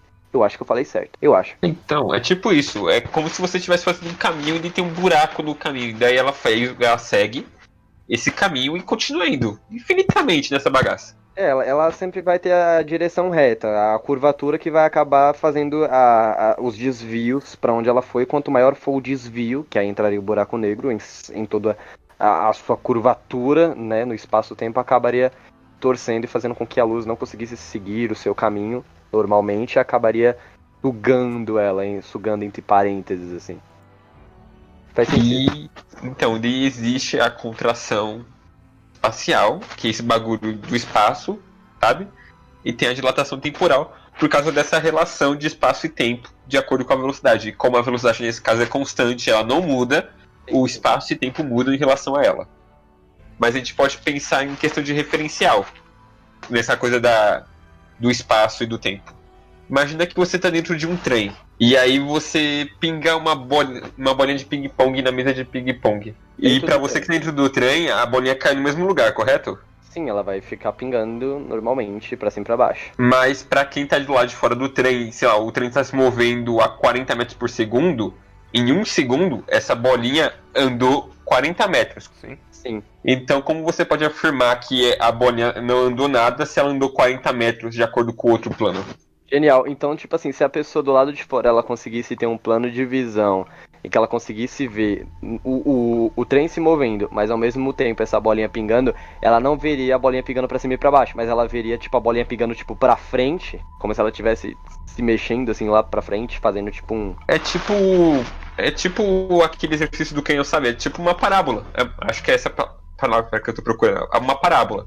Em vez de cair reto, que nem tava, de acordo com a visão da pessoa que pingou a bolinha, ela tá fazendo uma parábola e tá caindo muito mais longe do que tava antes. Pra você que tá dentro do trem, a sua realidade, dentro da gravidade do local, é diferente pra quem tá do lado de fora vendo. Cara, isso é genial, mano. Isso é genial. É um exercício simples que você pode fazer com a cabeça. Pra você, a bolinha não andou, mas pra pessoa do lado de fora, ela andou, ela fez um trajeto totalmente diferente. E aí tem a ver com o seu ponto de observação. Exato, 40 metros por segundo. Exato, o ponto de observação é muito importante. Isso me lembra, agora pegando novamente essa questão da relatividade do filme, naquela cena da missão, porque pra mim essa é a melhor cena do filme, que é quando eles descem no planeta de Miller, que tipo é o planeta mais problemático, por conta que ele está muito próximo da garganta, e a curvatura, né, do espaço-tempo é tão alta, que aí tem aquela continha que tipo... 2 segundos naquele planeta seria equivalente, tipo, a 20 horas na Terra. E, tipo, um dia naquele planeta seria equivalente a 7 anos no nosso planeta. Não, 1 hora equivale a 7 anos. 1 hora, verdade, perdão. 1 hora no planeta de Miller seria, tipo, 7 anos no planeta Terra. Então, tipo, ele tá lá no planeta, então, tipo, você tá no planeta de Miller, você tá dentro daquela realidade. Então, pra você, o tempo vai estar passando normalmente. Você vai ficar ali, tipo, 1 hora, 2 horas, mas pra quem tá do lado de fora, vai demorar anos e anos, ou seja, dia nesse planeta é equivalente a 168 anos na Terra. um dia. É. Caralho, mano, tipo, você basicamente perderia muita coisa. E, tipo, meu, a realidade, ela é muito relativa. Tipo, cara, chega a ser estranho de você, tipo, querer parar pra pensar, porque leva em consideração, eu tava vendo isso aqui, e eu tava até conversando com meu irmão, tipo, você desce no planeta de Miller, faz uma gravação na sua câmera, pode ser uma câmera de celular, ela vai estar gravando normalmente numa proporção de, vai lá, 24 frames por segundo, tô dando um exemplo aqui, e fazendo a contagem, tipo, por segundos. Se você volta pra nave, você vai demorar, tipo, anos pra ver a gravação, ou a gravação ela vai estar, tipo, no tempo normal que você gravou? Não me deu Só vai estar no tempo normal. Você veria ela normal. Ela foi gravada junto com você no planeta, no Beleza. tempo daquele planeta. Agora entra uma outra pergunta. Isso foi uma gravação. Agora, se o piloto tivesse, tipo, ou qualquer outra pessoa na Terra tivesse vendo uma transmissão, aí ele demoraria, tipo, vai lá, anos e vendo os caras se movendo extremamente lentos. Seria tipo isso? Então, aí vai depender de como o meio que a imagem tá chegando nele transita, mas já se tiver toda essa coisa da cobertura espaço-temporal e da dilatação temporal, vai acontecer desse jeito. Então, basicamente, tipo, vamos supor, aquela questão da onda que aconteceu, tipo, no filme em questão... Perdão. Gafe meu. Vai acontecer desse jeito se acontecer em tempo real. Quando a transmissão chegar, como a transmissão inteira, vai estar no tempo normal. Só que essa transmissão vai demorar muito tempo para chegar. Supondo que ela fosse instantânea, teria essa distorção de tempo, porque o tempo lá tá passando mais devagar do que Entendi. aqui. Uma transmissão Mas no planeta...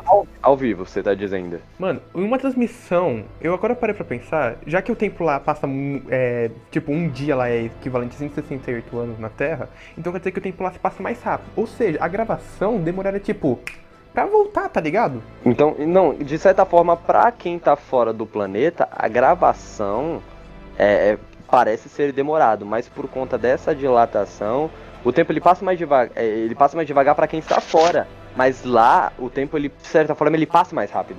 Ele passa mais rápido por conta desse peso gravitacional, né, dessa curvatura no espaço-tempo. Então, é porque, tipo, ai, minha cabeça tá explodindo. Você faz uma transmissão ao vivo, tipo jogo de futebol. A transmissão chegando ao vivo, ao mesmo tempo para você, acabaria tendo esse atraso baseado nessa dilatação do espaço-tempo, mas uma gravação feita, não transmitida ao vivo e enviada para você ver depois, por exemplo, tô dando um exemplo aqui. Aí você veria ela normalmente porque ela foi gravada normalmente naquele planeta. Tipo, se alguém na Terra estivesse assistindo os astronautas lá, eles veriam, tipo, os astronautas se movendo lentamente. Eu vi uma coisa na série do Castanheira que eu achei genial. Tipo, se os astronautas estivessem no planeta tentando olhar a Endurance, eles não estariam vendo ela girando, tipo, normalmente. Eles estariam vendo ela girando numa velocidade, tipo, extremamente podida, por conta que, tipo, seriam, tipo... Sim, cara, eu lembro disso. Lá e o tempo é diferente. E estaria, tipo, girando muito, mas muito rápido, por conta da diferença. A minha dúvida é, tipo, uma gravação feita e uma transmissão. Cara, é muito Tem um foda. outro paradoxo, Oliver, por favor, não me faça não dormir hoje. É porque, cara, eu lembro que, tipo, como o Cassiano tinha comentado até com relação aos relógios, acho que se não me engano é relógio gravitacional, não, perdão, não é gravitacional. É um relógio de algum material específico. Relógio atômico. Isso, relógio atômico, perdão. Que ele coloca na montanha, um coloca na montanha e o outro deixa mais próximo ao nível do mar. E aí, basicamente, um acaba atrasando por conta da gravidade. Exato. E tipo, só que, mano, eu acredito completamente nisso. O que eu quero é uma gravação disso, sabe? Tipo, pensa você e o irmão. Eu sei que tem. Eu lembro que tinha uma questão disso, de um astronauta, dois astronautas, um era tipo um irmão gêmeo dele, e o irmão gêmeo que foi pro espaço e passou, entre aspas, uma semana no espaço. Quando ele voltou, ele tava completamente diferente do seu irmão gêmeo, saca? Só que eu queria ver, tipo, sabe, uma gravação disso, pegar, tipo, algum produto, alguma coisa assim, além de um relógio, gravar aquilo acontecendo. Você gravar, fazer tipo uma live mesmo, tá? E aí vai alguma coisa próximo ao nível do mar e outra mais distante gravitacionalmente. E você vendo que o tempo ele é totalmente relativo para aquelas duas coisas, sabe? Eu acho que isso seria muito legal. Cara, isso é legal porque, tipo, é aqui na Terra, tá ligado? Não, tipo, não é nem fora da Terra. Pode ser, tipo, fração de, tipo, minutos, mas o tempo, ele acaba sofrendo uma distorção. Não na, tipo, o tempo e o espaço também. Ele acaba sofrendo essa distorção por conta da gravidade, cara, da curvatura. Isso aqui na Terra, a gente não precisa nem ir lá em Miller, sei lá se existe o planeta de Miller, porque, tipo, mano, cara, é genial. É por isso que dizem que o tempo é relativo. Totalmente relativo, porque, vou dar um exemplo, eles conseguiriam, vamos supor que o planeta de Miller fosse habitável. Eles conseguiriam viver uma vida normalmente naquele planeta. A realidade que eles estão vivendo é ali.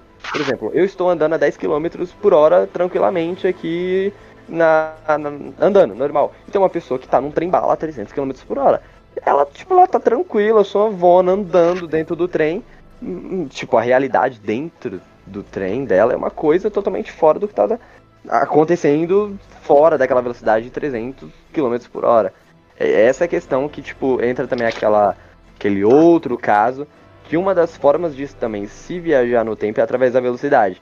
Quando você, tipo, se move muito rápido, o tempo acaba passando devagar. Foi o exemplo. Que não seja que nem nosso amigo The Flash e foda com espaço-tempo toda hora. Sim. Por conta que ali ele realmente estragou toda...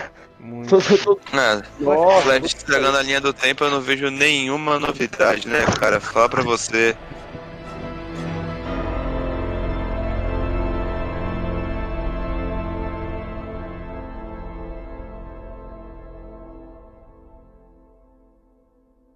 Viagem no tempo, com certeza, é completamente possível. Porque eu sigo também essa coisa de, tipo, nada é impossível, só é extremamente difícil. Viagem no tempo é algo que, com certeza, poderia, com muita coisa, tem todas as questões paradoxas, mas pra mim é totalmente possível, na minha opinião. A viagem no tempo, tipo assim, foi que nem eu comentei no início do podcast. As pessoas diziam há um tempo, né, se eu falar viagem do tempo, tipo, pra minha mãe, há 30 anos atrás, era coisa de filme, tá ligado? Tipo, De Volta para o Futuro. Hoje em dia a gente sabe que é possível e que é real. Não dessa forma de você entrar numa máquina do tempo e ir pra frente, pra ir pra trás. Até porque voltar no tempo não dá. Tipo, o tempo ele anda, ele só anda pra frente. Voltar no tempo, de certa forma, chega a ser impossível. Mas, assim, ainda fisicamente é impossível. Mas viajar no tempo é possível, né? Daquelas duas formas. Ou com um campo gravitacional, uma curvatura muito forte no espaço-tempo. Ou você, de certa forma, viajando muito rápido mesmo. Por exemplo, se você viajasse na velocidade da luz, o tempo praticamente para você ele pararia, né? O tempo ele não ia rolar. Então, isso é uma das coisas legais da viagem no tempo. E eu só tô esperando mesmo os jogos se tornarem realidade, porque, sabe, porra, eu quero muito ver isso, tipo, acontecendo em algum experimento ou em alguma coisa. Eu acho que eu não vou estar vivo para isso, embora as evoluções tecnológicas são muito mais recentes. Mas eu acho que eu não vou estar vivo para ver nenhum tipo de salto ou possibilidade de velocidade no tempo. Eu acho isso muito... Cara, você comentou uma questão que eu ouço diversas pessoas que, tipo, que gostam de toda essa questão de ficção e tudo mais, ou do espaço no geral. E, assim, a gente tem o privilégio de viver numa época de... Se eu posso dizer até o início, pelo menos, da exploração espacial, pelo menos a gente tá começando a pensar em engatinhar nisso, sabe? Nem engatinhou direito. Mas evolução. Sim, a gente tá começando a chegar nessa evolução. Tipo, ao mesmo momento que é muito feliz tá fazendo parte disso, é meio triste porque provavelmente eu não vou estar vivo até lá pra explorar o espaço e colonizar outro planeta ou fazer parte da colônia do Elon Musk em Marte, sabe? Então, tipo assim, mano, inclusive eu queria comentar sobre isso rapidinho, que eu tenho uma leve expectativa de que isso, seu nome já tá em Marte? Ah, interessante. Quer colonizar? Não é assim. Eu acho que Não vai ser assim, mas é uma boa fanfic, vai. Mano, Vai, se for assim, se a coisa continuar nesse ritmo, eu tenho quase certeza que vai ser assim. Ah, seu nome tá em Marte? O meu tá lá em Saturno. tipo, ele vai começar a brigar. Ah, Saturno, meu tá em Netuno, rapaz. E se você colocou seu nome, ele vai, tipo, sei lá, manda um e-mail, porque, mano, agora eu tô recebendo um monte de e-mail da NASA do nada. Não sei se vocês separaram isso, mas, tipo, a NASA tá começando a mandar vários e-mails. Aí, eu fico, tipo, imagina, você aparece literalmente algum convite de, tipo, tem algum preparo pra você ir pra colonizar outro planeta, sabe? Porque, querendo ou não, Pra eles você precisam ir de pra funcionários pras coisas. Cara, Gustavo, pra você ir pra uma base espacial são anos e anos e anos e anos de treinamento, mano. Sim, cara, eu acho sei. Deixa eu que ficar essa aqui. questão, não, eu acho que essa questão de tipo pegar pessoas normais pra colonizar um outro planeta, eu acho que tipo assim, isso Vai levar isso é milhões fanfic. de anos. De verdade, mano, não é nem questão de milhões de anos. Pra colonizar Marte, eles não vão levar pessoas comuns, eles vão levar cientistas, eles vão levar pessoas altamente treinadas. Quem tá aqui na Terra vai continuar vivendo a sua vida medíocre nessa Terra, pobre pra caralho, que nem a gente, não vai mudar porra nenhuma, mano. Como eu queria que o seu universo do seu livro fosse real, meu amigo. Como Meu eu queria, Deus, mas como eu não é real. queria. Mas de verdade, pro futuro, Eu embora eu tenha certeza que eu não vou estar queria vivo, viver na época onde a gente teria, tipo, apartamentos nos Anéis de Saturno. tá jogando muito Destiny, né, rapaz? Sério que tem isso no Destiny, cara? É que eu nunca joguei. Tem um lugarzinho no Tem. Destiny que é o encoraçado, fica lá pousado. Mas de verdade, essa questão que vocês falando, tipo, do futuro, de colonizar. Em primeiro lugar, o Musk, ele. Desculpa, aqui entra o meu hate. Ele quer ficar rico, porra, pelo amor de Deus, mano. E outra coisa, eu espero muito, eu acho que eu não estarei vivo, mas eu não vejo a hora de nós conseguirmos desvendar, tipo, tudo sobre relatividade, tudo sobre buraco negro, tudo sobre viagem no tempo, relatividade, conseguirmos descobrir locais onde a curvatura do espaço-tempo é extrema. Eu acho que, tipo, isso é uma das coisas que eu tenho muita curiosidade. Isso é uma das coisas que Interestelar coloca uma chama dentro de mim. E é uma das coisas que me induz cara, do nada, eu, um historiador, uma pessoa que quer se formar em história, filosofia, letras, querer isso da física, sabe? Não se encaixa. E, tipo, como é um dos assuntos mais pautados do nosso tempo, essa evolução tecnológica, essa questão da gente querer olhar para o espaço, ver o espaço com outros olhos, algo que tá, tipo, um pouco mais próximo de nós hoje, o que era em 1960, quando o homem chegou na Lua, isso induz muito. Eu acho que isso deve ser um combustível para as futuras gerações terem esse mesmo sentimento e esse desejo por ir atrás desse conhecimento mais exótico sobre o universo e toda essa questão da relatividade e tudo isso aí. Cara, sinceramente, sabe aquelas cápsulas criogênicas? Eu gostaria que já tivesse inventado. Porque eu dormiria muito nela e diria. Me acorda quando inventar a viagem do tempo, por favor. Cara, é possível. Eu vou dizer pra você, se você cria uma cápsula que ela simplesmente cria eu não sei se isso é possível, gente, mas eu fico imaginando aqui na minha mente. Vamos supor que essa máquina fizesse você dormir, obviamente, com uma anomalia gravitacional muito alta. Tipo, uma curvatura muito forte no espaço-tempo, mas dentro de uma câmara. Automaticamente o tempo pra você passaria muito mais rápido e muito devagar pra quem tá do lado de fora. Então você está dormindo, tá numa câmara criogênica, você conseguiria, tipo, Futurama, acordar, tipo, 1000 anos depois. Eu já parei pra pensar nisso, tipo, é uma teoria que eu vi num canal, eu falei, cara, muito possível, muito da hora. Mas, infelizmente, ainda só teoria, velho.